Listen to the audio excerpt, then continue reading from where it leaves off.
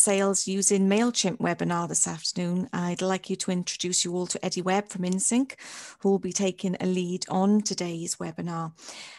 We kindly ask you to use the Q&A box for any specific questions. Eddie will be answering these as we go along throughout the webinar. So over to you, Eddie. Thank you very much. Okay, so welcome to the webinar. Basically, normally in a normal situation, we'd be able to have a conversation. You can ask me questions. I can show you things. I get to see your faces and see whether you understand what I'm saying. Obviously, in these situations, we can't do that. The benefits are we all haven't had to drive to come to this session today, but I need you to use the chat box as much as you can, really, to sort of engage with me, ask me questions as we go along. Don't wait until the end. There may not be time at the end, so it's good to just ask as we go along.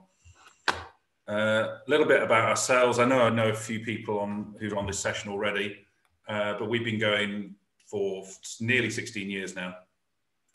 And we are a digital marketing agency. So we use email marketing on a regular basis. I've been doing it for like over 20 years, email marketing for different companies. I'm a big fan of email marketing when you compare it to things like social media. Social media has its place, but when we look at traffic arriving at a website or visitors coming to a website, social media is usually one of the worst performing sources of traffic, and email marketing is normally one of the best performing sources of traffic. Now, under the Tubby Cymru project, one of the things you can have is one-to-one sessions. So if there's anything that I go over today that you think that's too fast or I need some help doing that, you can have one-to-one training support on implementing what I talk about.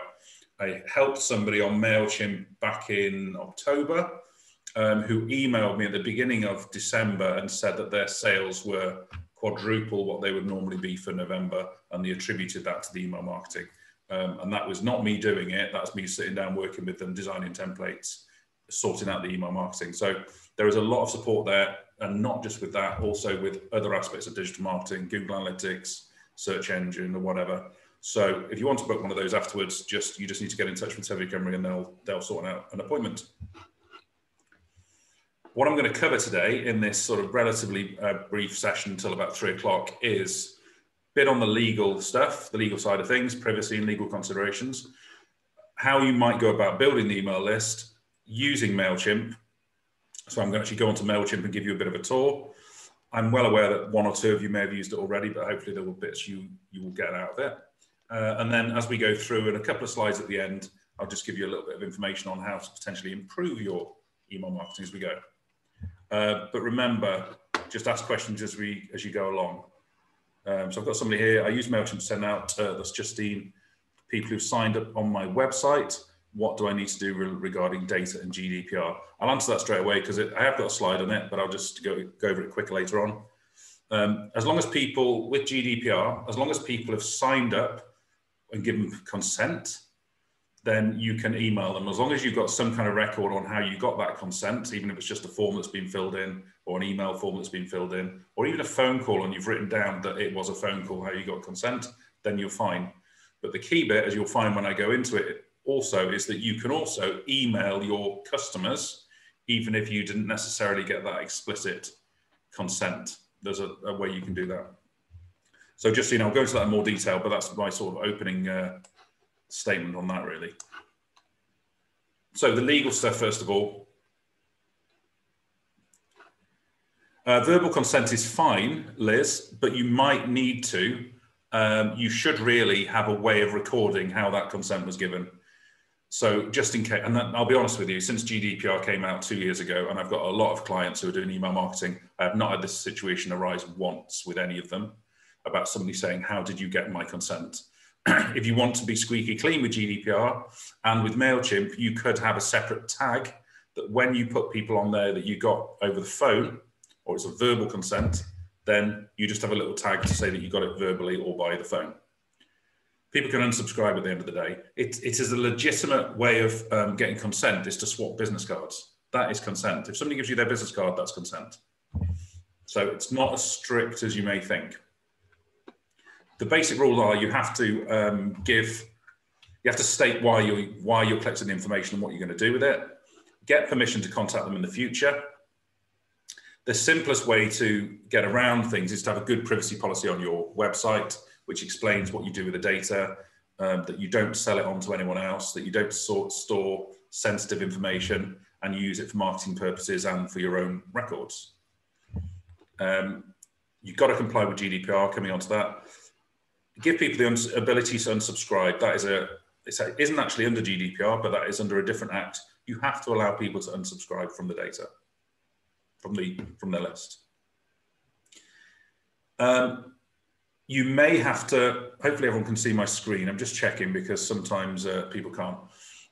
You may have to register with the Information Commissioner, which everyone has to comply with the Act, with GDPR, but you sometimes have to register if you are passing data onto third parties or you're storing sensitive information. So on the Information Commissioner's website, there's a little wizard you can take, a little questionnaire, which will tell you whether you need to register or not. You should only hold the necessary information. However, that is what is necessary for you to do what you want to do with the data. And one of the things you might want to do with that data is to use it for marketing purposes, which is a perfectly legitimate reason to do that. So you might want to know all kinds of things about your customers that help you market to them more effectively. So the word necessary can be quite broad. Delete it if you don't need it any longer. Now, from my point of view, I've had people on my mailing list for 10, 12, probably 15 years, some of them, and they're still on there. And it might be 15 years before they use me again, but I still want to market to them. And if they want to unsubscribe, they unsubscribe. So I still need to have the information. So it's still required for my marketing purposes, which is a legitimate thing to do. Got to keep it up to date. So if somebody emails you and says, can you please update this details? You have to do that. You've got to keep it secure. So you can't like lose the USB stick on a train or in a taxi or something. So you should password protect your files. Yeah, GDPR applies to probably every business, I would say. And the basic principles, I'm not going to bore you with this because we all had it at the time in 2018, but basically a lot of it was going on and on about consent. There was a lot of misinformation at the time, a lot of consultants, GDPR consultants making a fair amount of money, and people were being advised initially to get rid of their mailing lists because they didn't have explicit consent to be able to mail them. And a lot of people did get rid of them, but actually you didn't necessarily have to do that. You did not have to get rid of your mailing list at all. When you look at why you might be storing information and processing information, because that's what it's about processing personal information, there are 6 different reasons why, which I'm not going to list. But the last ditch thing you have is consent. Excuse me, there are 5 other reasons why you might want to store that data. And one of them is because you've got a legitimate interest. And a legitimate interest in terms of the Information Commissioner is that you want to keep that customer information, and the key word is there is customer, it's somebody who's bought from you. You want to keep it so you can market to them. So when somebody's is a customer of yours, you actually have a legal obligation to store that information 7 years anyway for your accounts, but you also have a legitimate interest because you want to store it for marketing purposes. When you send an email, that is not actually covered by GDPR, which comes as a revelation to many people. It's actually covered by the Privacy and Electronic Communications Directive. And that basically says, I'm sure it's going to be updated in the near future, but that basically says you can't spam people essentially, and you've got to let them opt out. However, it has one exception, which is you can send unsolicited commercial emails to existing customers when marketing your own products and services that are similar to those that they bought in the past. So in a nutshell, when you look at who you can market on your business, if somebody's bought from you and you forgot to get that consent, you can email market to them and they can unsubscribe when they want to, as long as they're your customer. The other type of people are the people that maybe filled out a contact form and they ticked a box to say they'll receive things, or they entered a competition that you had, or they filled in a pop-up to say, send me this free guide or get me 10% off. And there was a little disclaimer which says, by signing up, you agreed for us sending you marketing communications. So if somebody inquired with you and didn't buy from you, by default, you can't email them unless you got that consent. Now, I'm hoping I've made that reasonably crystal clear. But if I haven't and you want clarification, because it may happen, just drop it in the chat and I'll explain it in a different way. But it's a lot freer than what most people think it is. So you can email people. The reason why we're looking at email marketing basically is because it's easier to get business from existing clients or existing customers than it is to find new customers. Simple as that. It's usually a lot more expensive to acquire a new customer than it is to sell again to an existing customer. And email marketing is for repeat business, or for when you're drip feeding a potential customer over time who's aware of you. What we're not talking about is cold email marketing, where we're getting a list, we're buying a list, and they don't know who you are, and you're just sending loads of emails out. That does not work, not very well anyway. When in your business, you need to plan how you're going to get your email addresses into MailChimp or whatever system you're going to use. The reason we're talking about MailChimp today, so I'm just going to turn my heater down before I fry. The reason we're talking about MailChimp today is because it's free for up to 2,000 subscribers. So it's often the system of choice for people, but there are other ones out there.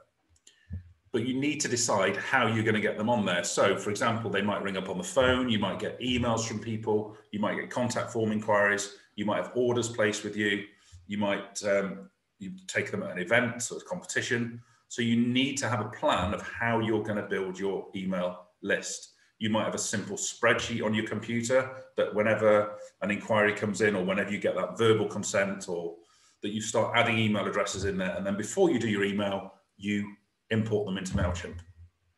If you sell online, if anyone here is selling online, I don't know, then when people buy from you, then you need a way that those customer details end up getting into MailChimp.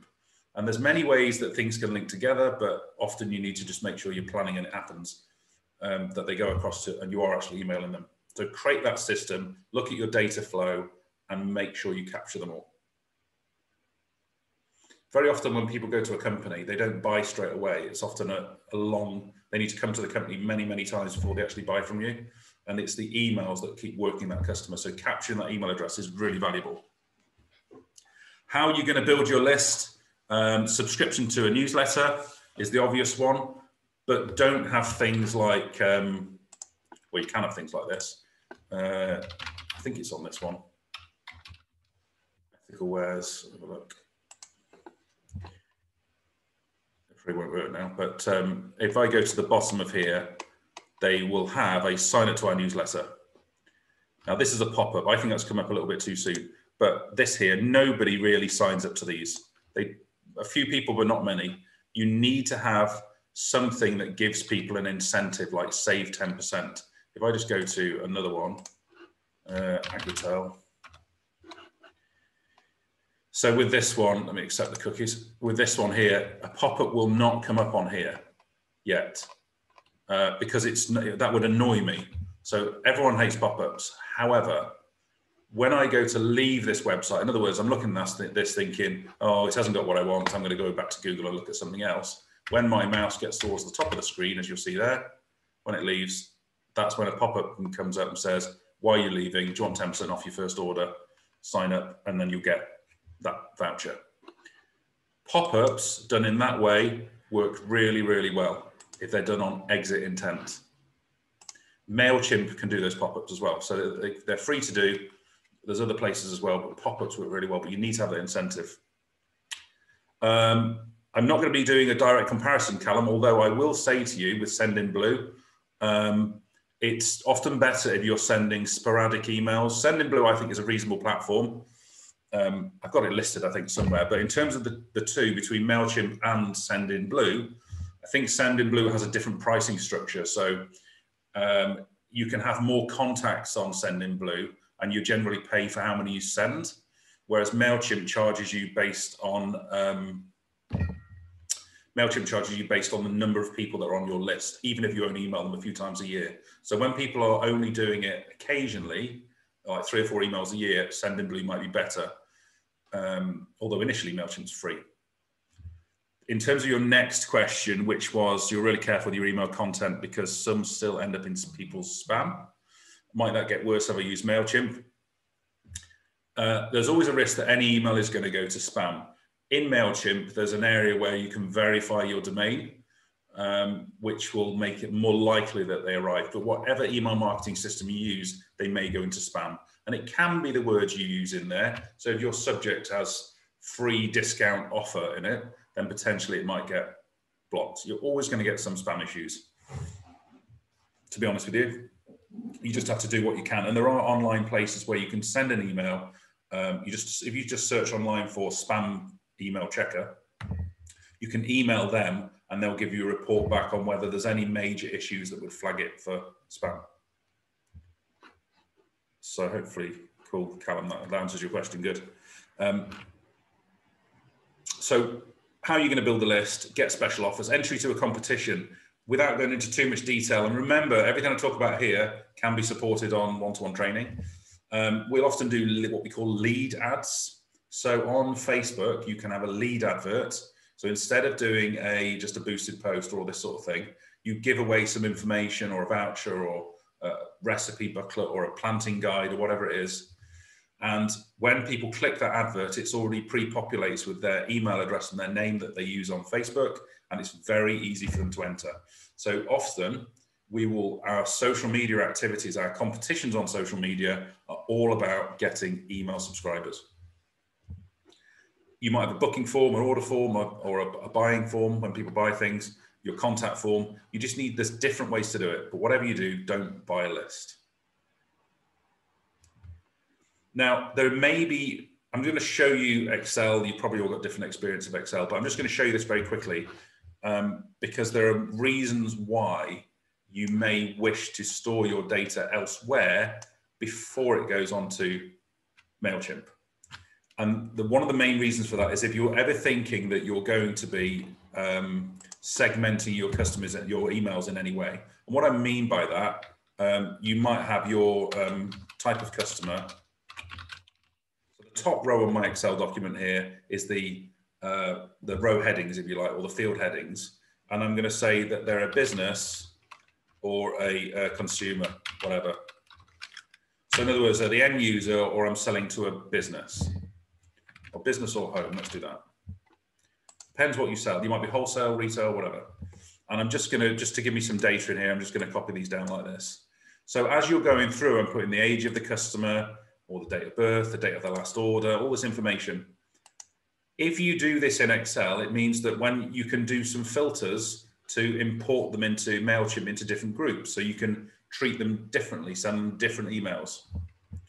A lot of people, they can't be bothered, so they just send the same emails to everyone. But if you've got different types of customers that you want to send different messages to, like, for example, anyone that hasn't ordered in the last 2 years, you might want to send them a special offer, but not the ones who ordered like in the last year. Now, with Excel, what you can do is select everything just by clicking that button there, and then going Data, Filter. And then what I can do is say, actually, I just want to see all the home users or the home purchasers. I just want to see all the people. I don't want this one in Germany, just the ones who are in England. So you filter your data as you wish to do so. And then I can literally, if I want to, copy this and paste those into MailChimp into a certain group, which enables me then to do different emails to different people. So spreadsheets are a nice, easy way of just recording the information initially and have it on your desktop as a way of storing your data, but also understanding that you can filter it as well. Okay, so if you've already got a database in MailChimp but now want to start segmenting, how does that work? So what I'm going to do is show you that when we go into it in MailChimp in a few seconds or a few minutes. But basically, there are ways you can create those groups within MailChimp, Liz, and then you can add those people into different groups. So you can tag them into different groups. Or let's say, for example, you've already got your database in MailChimp, but you've also got, say, I don't know, 50 contacts that your best customers, that you've got emails for those. You can actually import those into MailChimp and it will categorize them as being in whatever group you want them to be. So you can do that quite easily. You can go in and edit them, or you can import them in bulk. So very soon I'm going to be going on to MailChimp anyway. So that's just the use of Excel. You might find that useful, you might not.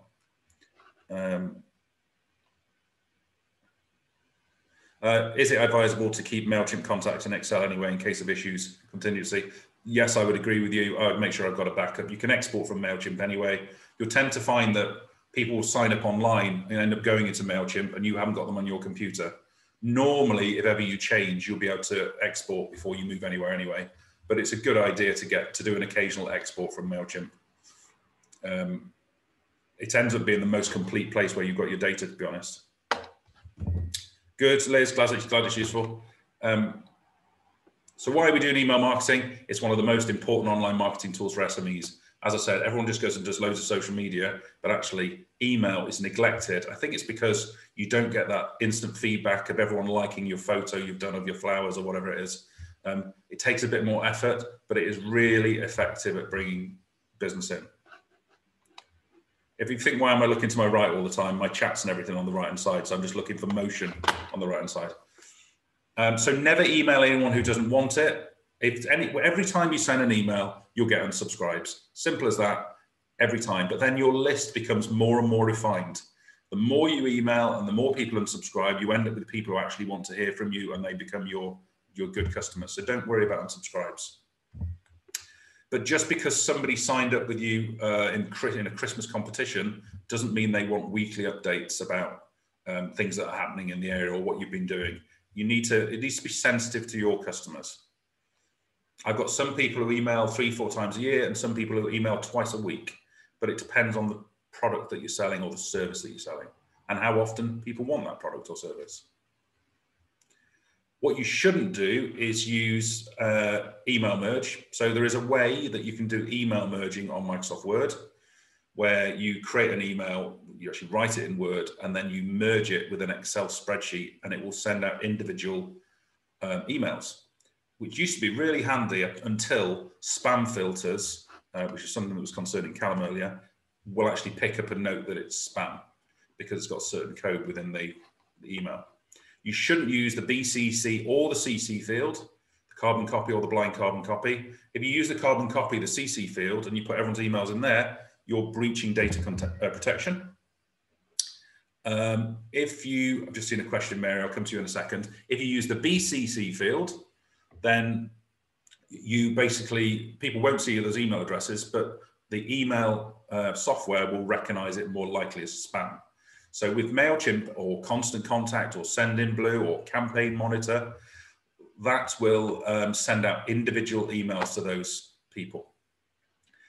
And the sort of features you get on there that they unsubscribe automatically, they're sent online, they're not sent by you, they're sent from an online data server. So it's a lot more powerful. Mary's saying, I don't have a website. Can I contact my customers who like my Facebook page to ask them to subscribe to a newsletter? Yeah, you could do that. There's a way of actually, I'll show you, you can have a link actually where people can sign up to it. I think ultimately, being totally honest with you without knowing the business in any detail, a website is a pretty fundamental part of most digital marketing strategies. Because when I send an email out, think about how you digest your emails. When I get off this course later on, I'll be going through my emails reasonably quickly. And if it's from a company I know and it's a sort of marketing email, if the subject is engaging, I'll click on it. And if the content on there is reasonably engaging, then I might click on something, but I need somewhere to go. Very few people get an email and read it from top to bottom. They're looking to do something. When we send an email ourselves, we think that the universe revolves around us and what we're doing and we're sending it out. Whereas your subject needs to be so engaging that it cuts through all the rest and people want to click on it. And then the content within there needs to be so attention grabbing that people bother to click and go and do something. And so what I'm trying to say is that if you haven't got a website, you need to give them something to do, whether it's buying something, contacting you or whatever. You need that call to action because people don't read it. But there are ways to get people on your Facebook page to subscribe, which I'll come on to. So what I do now on slide 18, and you'll get copies of these slides. I don't think I've sent them through to Toby Company yet. You'll get copies of these anyway, and I think this is going as a YouTube video too. I'm going to abandon my slides and go to MailChimp and actually do these things that are on here rather than wading through presentations, because then you actually get to see it.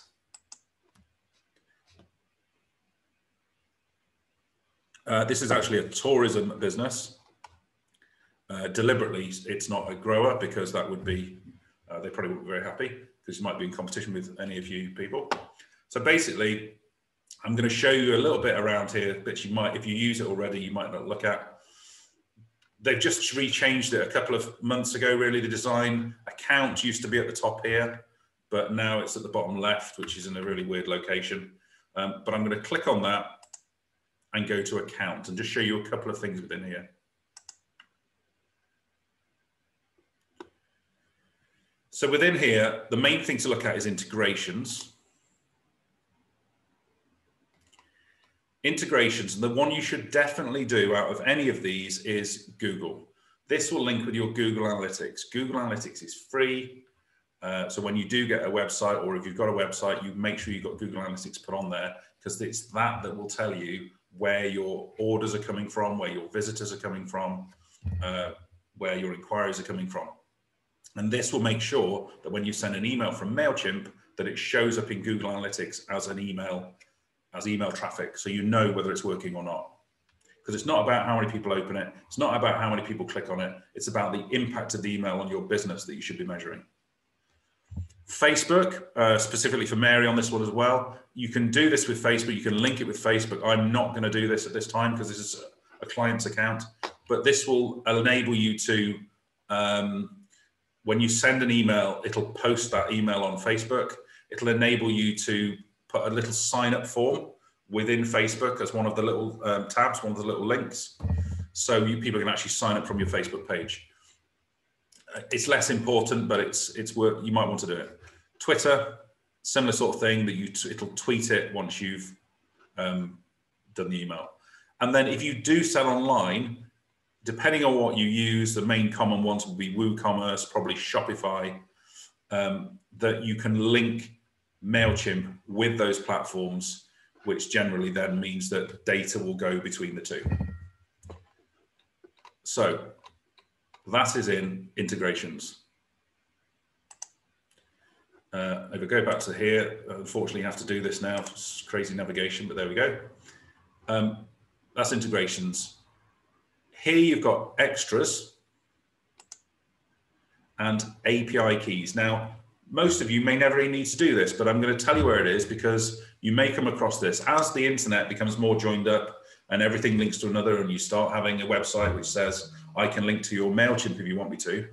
One thing they're going to need to be able to link things together, and another example of that would be a pop-up platform.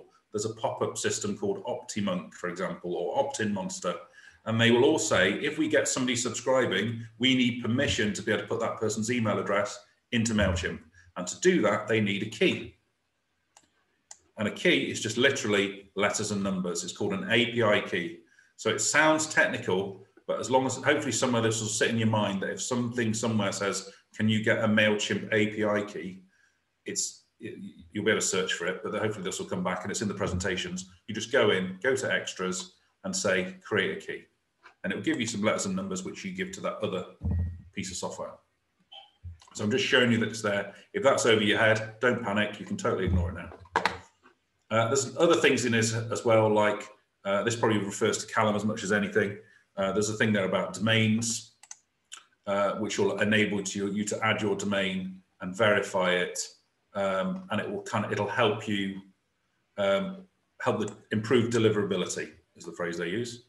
So it links everything together. So that's the admin section. There's not a lot to look in there, really, to be honest with you. The next thing we're going to do is start at the top here and go to the audience. So the audience used to be called lists for those that have used MailChimp in the past, but they renamed it to audiences. And if you have a free account, you can only have one audience. To be honest with you, that's all you should need, as long as you segment things into groups. So before we start looking about how you add people in there, I'm going to show you how groups work and where they are. And they're in Manage Contacts. Remember, everything is in the presentation as well, so you don't have to scribble this down. So Manage Contacts and then Groups. Now I've got 3 here at the moment: customer type of customer. I use this to demo on this thing. Type of course people are interested in. So I could have one here, create a group, which is going to be, now there's 3 sorts of groups here. And these are the ones that when somebody's signing up, you can give them the option to choose these on the sign up form. So if you wanted to say people can choose to have this information or that information, or they can tell me what type of customer they are or what they're interested in, the first 3 are ones that they select when they're signing up. This one here, don't show these groups, is the one to explain to sort of where it's internal to you, where you're categorizing your customers. So I'm going to call these, what shall I go? Personal, business, customer. And my group names are business. I'll just put home. And then save it. And it will straight away say, do I want to import into these groups now? I'm not going to do it from here, I'll do it somewhere else. But I could, if I want to, go straight into those groups. Now, the eagle-eyed amongst you will have noticed that there's groups and there's segments. There's also tags just to confuse things. The difference between groups and segments is groups are more fixed. They're more the way you define your customers and say, well, they're a really good customer, or they are based in England, or they're based in Wales, or they're a business, or they're an end user. So you categorize them. Segments are more dynamic and live. They're more created on the, as we would say, on the fly. So in other words, if a segment could be anyone who joined your mailing list in the last week, which is going to be a rolling amount of people. Anyone who didn't open your last email is a segment. So the things you create based on how people have interacted with what you do. That's the difference in groups and segments. Tags are slightly different. Tags are just a way they kind of work a little bit like groups, but say one way we would use this is if we've got loads of people from a competition, we would tag those people and say, oh, these people came in from this competition. So they're still going to be in this kind of group, but they're also tagged as being a competition entrant. All of these three things, whichever way you do it, will allow you to choose how you send an email to those people in the future, whether you send it to all the people in the groups, all the people who are tagged or not tagged or whatever. They just give you choices for sending email to different people. Adding contacts is done in a couple of ways. Either add a subscriber, which most people will not do because it's quite labor intensive, because you have to put the, whatever that says there, and the name, last name, what type of business is it, what course are you in, lambing or cider, don't ask. Business, are there any tags? That's very labor intensive. What you will normally do is go import contacts. So a CSV file is most online shops or email software will give you what we call comma separated values files. I wouldn't use those at all. I'm just going to copy and paste. And the Tubby Cymru client I did this with, we had well over 1,000 clients we were putting in, and we just did a copy and paste. So what you can do is get your spreadsheet. It'll get smaller now. This is what I would do to get these ones in. I'll copy the entire sheet, and then I'm going to open another little tab at the bottom. Sorry, I didn't want to do that. I wanted to paste it. Right, I've got to go back. Let me go back. Copy that, and then paste. And then all I want to import, I don't want all this other stuff about county and this sort of things. I just want to put in the name and their email. First name and email. So then I just literally go and copy that. However you do it, that's all you need, first name and email. Copy and paste, continue. Paste it in. Bear in mind, this is not me totally training you how to do email marketing full stop. This is giving you a flavor of how it's not that complicated to do. So paste your contacts in, continue. You're just following the wizard really. Are they subscribed? Make sure you choose subscribe.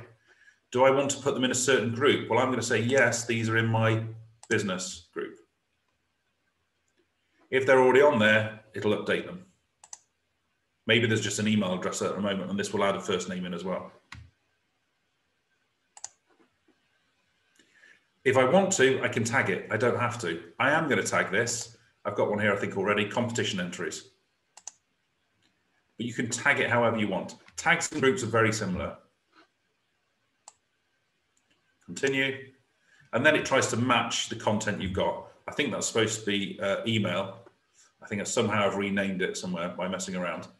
So that's email. This is actually the first name. Click in and say, yes, it's the first name, but I could choose and confirm. And then finalize, complete. Okay, so my import was successful, and then they will be in my list of people. So that's adding contacts. And this is all related to the audience. The other way in which, main way in which people will end up on your list is through sign-up forms. And there's three main types you might use. A form builder. This is the simplest type of form.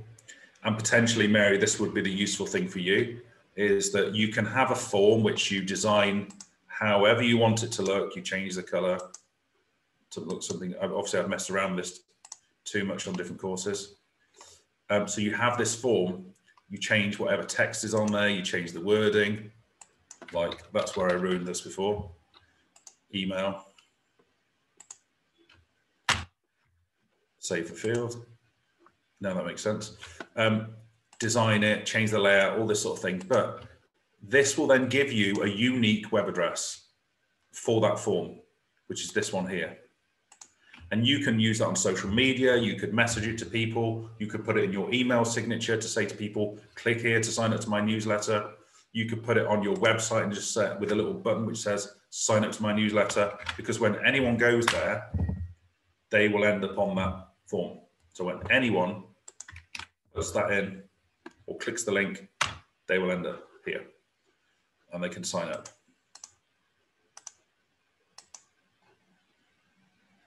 I am a human, not a robot, kind of. I'm already on the list, that's why I can't do it. So that's one type of sign-up form, the simplest one.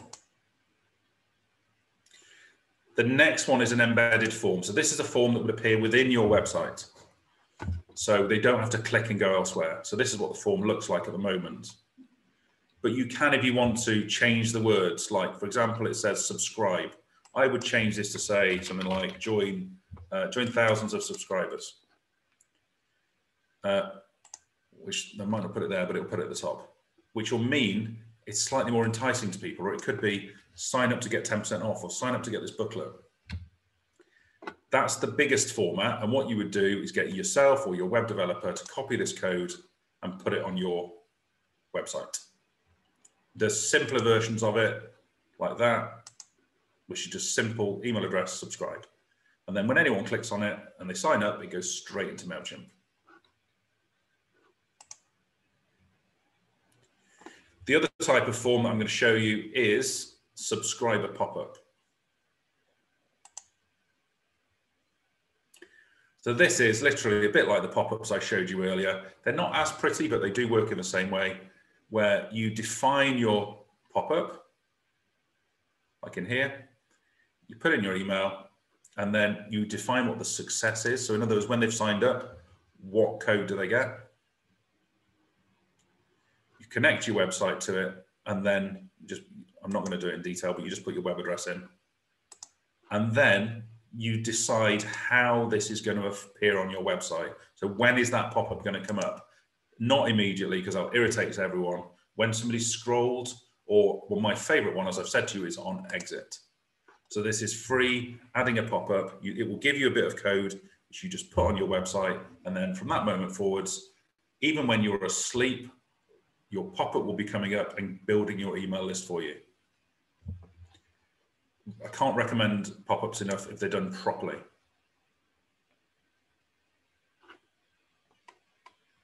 So there's other bits and bobs on there, but those are the three that most people would use. Don't forget to interrupt me, because I will just keep waffling on if you go. Hopefully it all's making sense, and maybe you don't need to. But that's your audience on the left-hand side. That's how you build it. That's how you manage it. In terms of like, going back to a question that Liz was saying about managing your contacts, you can always go in and view those contacts. And let's say you said, actually, these ones here, that one, that one, that one, that one, that one, they all should be in a different group. So I'm going to go actions, add to a group. Oh, they're business customers. They already were actually, but confirm. So you can go through and look at all these. You can even go into an individual one and go on there and change their tags, unsubscribe them, edit the groups that they're in, or whatever. So you can go through and do it afterwards. So just going to campaigns now on the left-hand side. I wish they used to be called audiences and report campaigns and all that sort of thing, but now they've just got little icons, so you have to hover over them. So if I go to campaigns, a campaign, the reason they call it campaigns and not emails, which is what it actually is because they want you to do everything. They want, through MailChimp, they want you to do social media, advertising. They want you to even send physical postcards through MailChimp because they're obviously the best and you should use for that, not. So that's why they're called campaigns. Normally what you would do, if you've been using MailChimp for a while, is you would go in and you would replicate an email you've done before that you've already laid out, designed. And so you go to that email and you drop on the little drop down and go replicate. And then that would start, open that email, and then you could start doing it from there. In this instance, then I thought somebody was asking me what my name was then, Sarah. So, but yeah, if everyone could put their names in, that'd be really useful. What I'm going to do here is go create a campaign.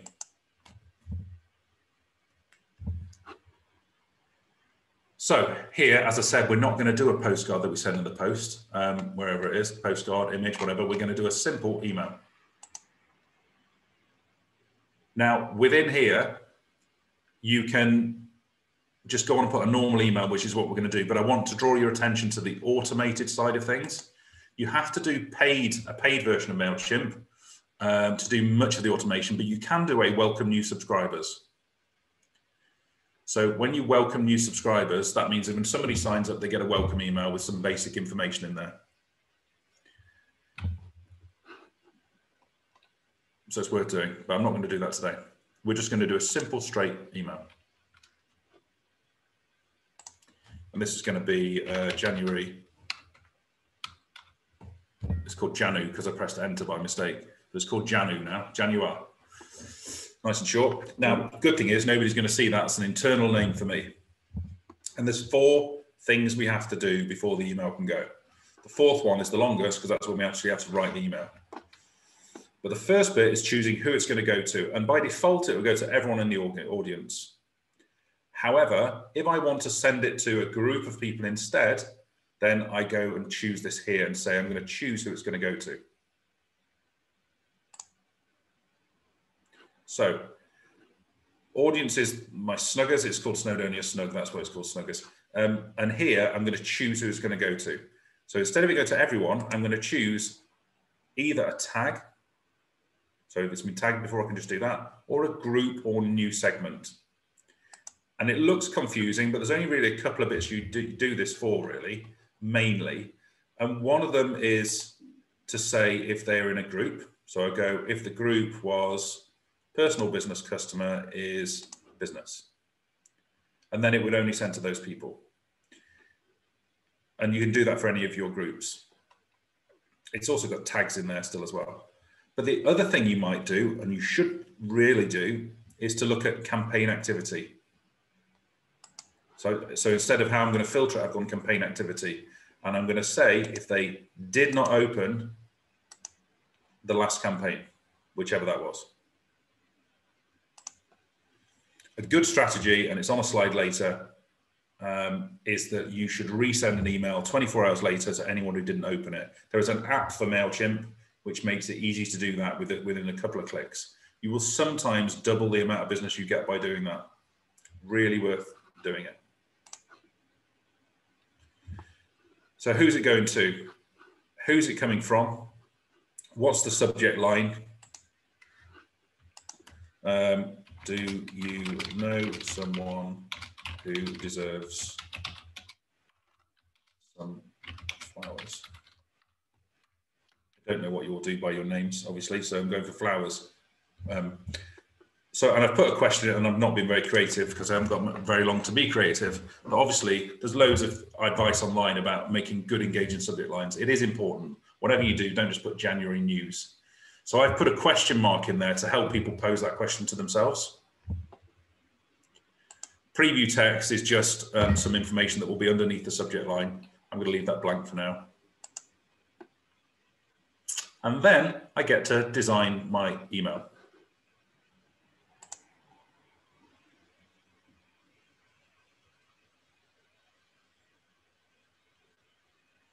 There are loads of little layouts, it says, but unfortunately, as you'll notice, when you start to pick one you like, they're all upgrade to use. Only these first two are the free ones. And they're fine as a starting point. So I've clicked on that one there to use that one.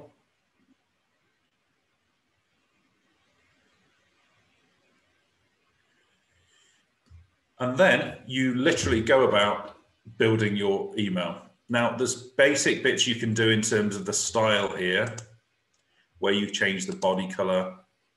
It's white at the moment. Let me make it a slightly different color. So all these different aspects, you can change the link color, the color of the text. So you go about, customize that as much as you want.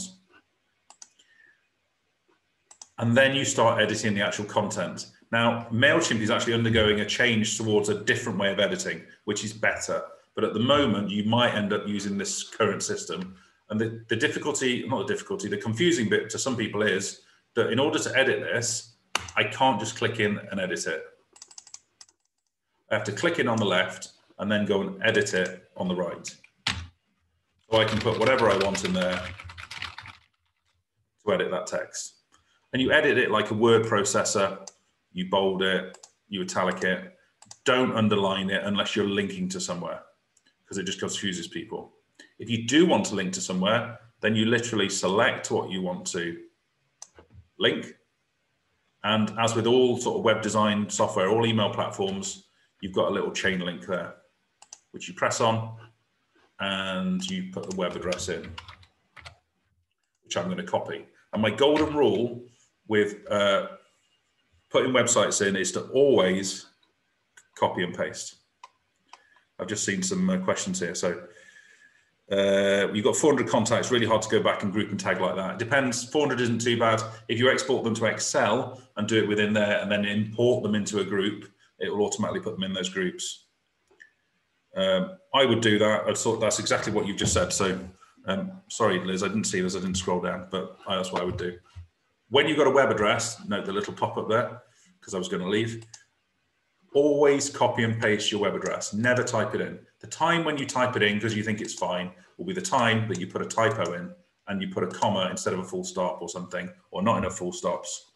And then basically it won't work. So I'm going to insert that. So I put a little link in there. Changing the pictures, you just click in and it says, do you want to replace that logo? Well, obviously I do, replace. And on here, I've got one that's already on there, but you can also upload from your own computer as well.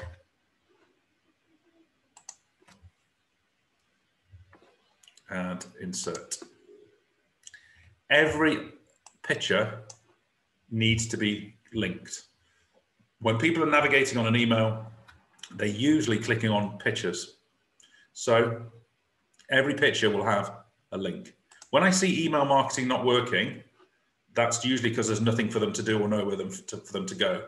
I've seen people send an email out and to, I don't know, 500 people, and they said, well, I didn't get anything from it.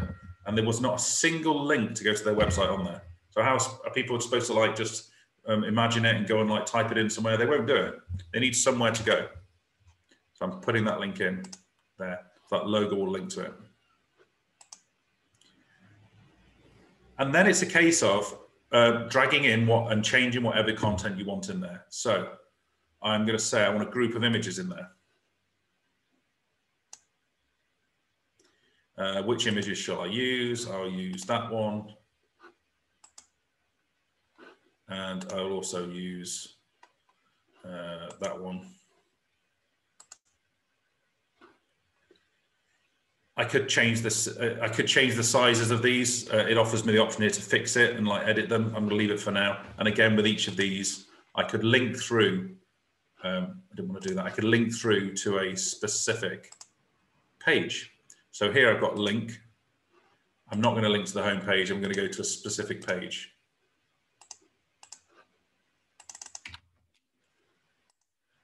That's called deep linking into your site, basically. The two of them are there. I could add another image. I could add another image if I want to. Let me close that. I could put dividers in and say I need a divider in there.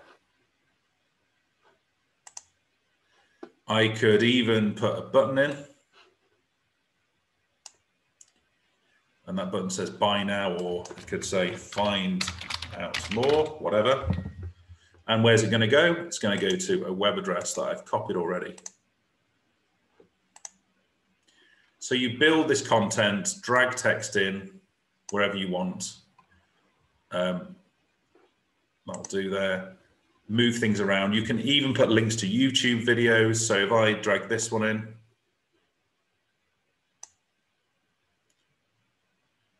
what I do in this instance, I can go, if I go to YouTube Tyfi Cymru, it won't play the email within the, it won't play the video within the email. Let's see what we've got on here, but it will give you a link to it. So I'm going to go into one of these. Let's go to one that there we go, that's my one here. We'll link to that. So I'm going to go to share. This is when I'm going to listen to myself, so I'll pause that. Share. And then this gives me the web address. It's also at the top there as well, but copy the web address. And then when I put that in the email, it just says put the web address in for the video, save and close. And then when the email goes out, it's got that there ready to go. So all of these different things you can play around with, drag them in.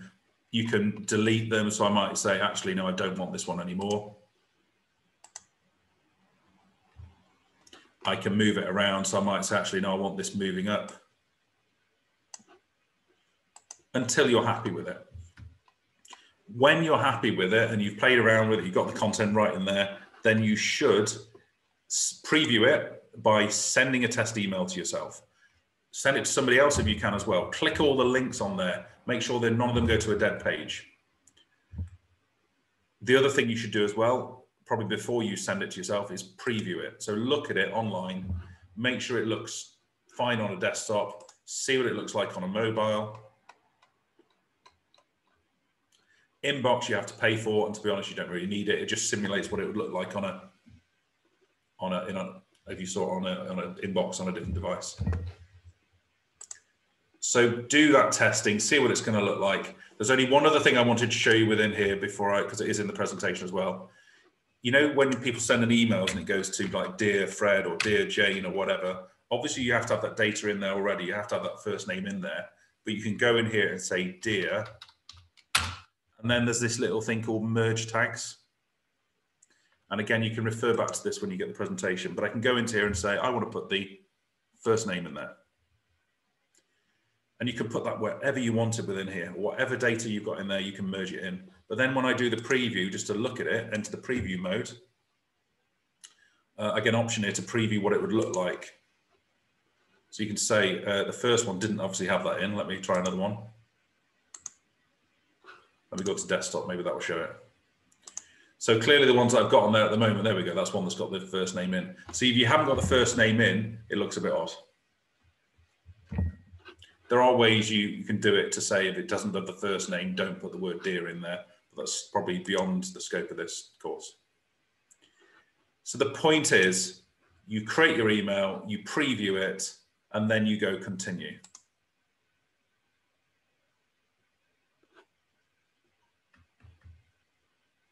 It won't let me send it today because I've got some standard content in there that I'm supposed to change. So in other words, content that's put in there that I'm supposed to go in and put my own stuff over, and it's spotted that, and that's why it won't let me send it, which is not a bad thing. But then what you would normally do is either schedule it to go out at a certain time, or you'd send it straight away. And there you go, and it's gone. At the moment, I'm going to go finish later.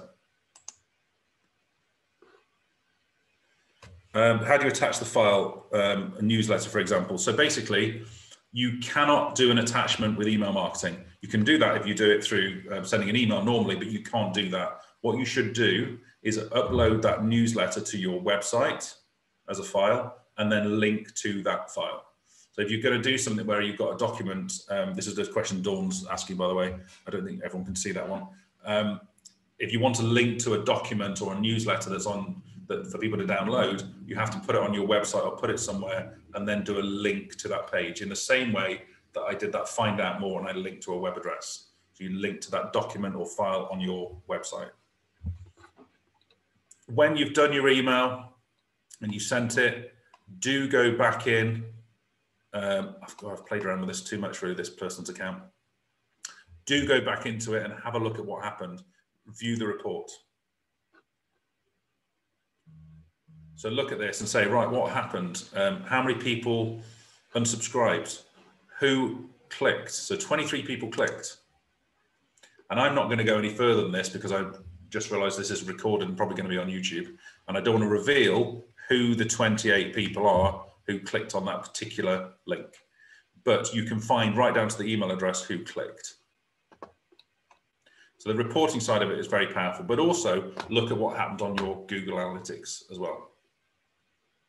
So I've literally got 2 minutes left. It is quite a short course, but what I've done there is taken you through the basics of how you would use MailChimp. So you can see it may not be as scary as you thought it would be. And everything I've talked about is all in there: blocks and images, merge tags, testing, measure the results.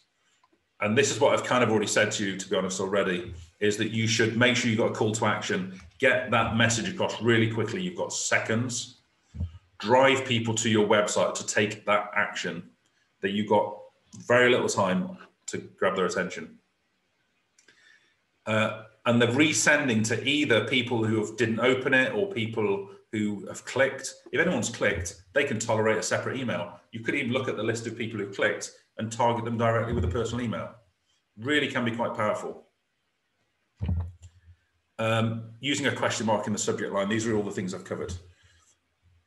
So just to finish off then, just to remind you that you can have, I have scope to do one-to-one training sessions, which can encompass a whole digital marketing strategy and on an ongoing basis, and sort of make sure you're actually getting a real difference out of what you do. And it's really valuable, to be honest, for you to be able to have that. And if I were to urge you to take up on it, I'm not short of things to do, but I'm just saying it's quite good to be able to sit down with an individual business and support them. Justine's saying a friend has been asked to pay a data protection fee by the Information Commissioner's office. If you need to, if you're registered, but it should only be £35 a year, so there or thereabouts. I'm registered with the Data Protection Act. I exchange data with, for example, Lantra, Tony Cymru, Farming Connect, Welsh Government. And so because of that, I have to exchange the data. I have to be registered as a data controller. If your data you're exchanging is with third parties, you have to do that. If you also have to do it if it's sensitive data, like credit card information or disabilities or whatever. So the thing to do is to go online and do the Information Commissioner's sort of wizard. They're like a test, and they'll tell you whether you need to register or not. The majority of businesses do not need to register because as long as you're just using it for your own marketing purposes and record keeping. So I am virtually out of time, but I'll take any quick questions that come up. Does that include being with Square and other money systems? To be honest with you, I'd say no, Justine. And the reason for that is because normally with things like Square and most systems online, you don't actually get to see the credit card information. That's entered by them and you don't get to see it. So if you don't get to see that, you're not storing it. So therefore you're not processing and controlling that data. Most of the time your transaction is processed without you seeing it.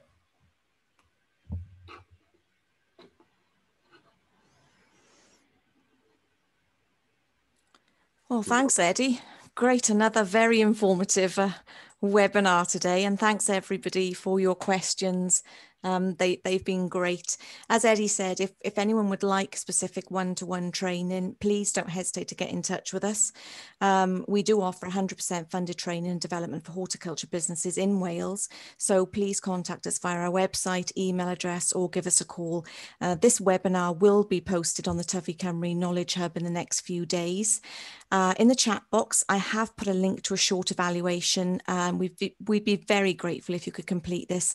It really does help us put future training on and topics that you really do request. So thanks ever so much indeed for attending today.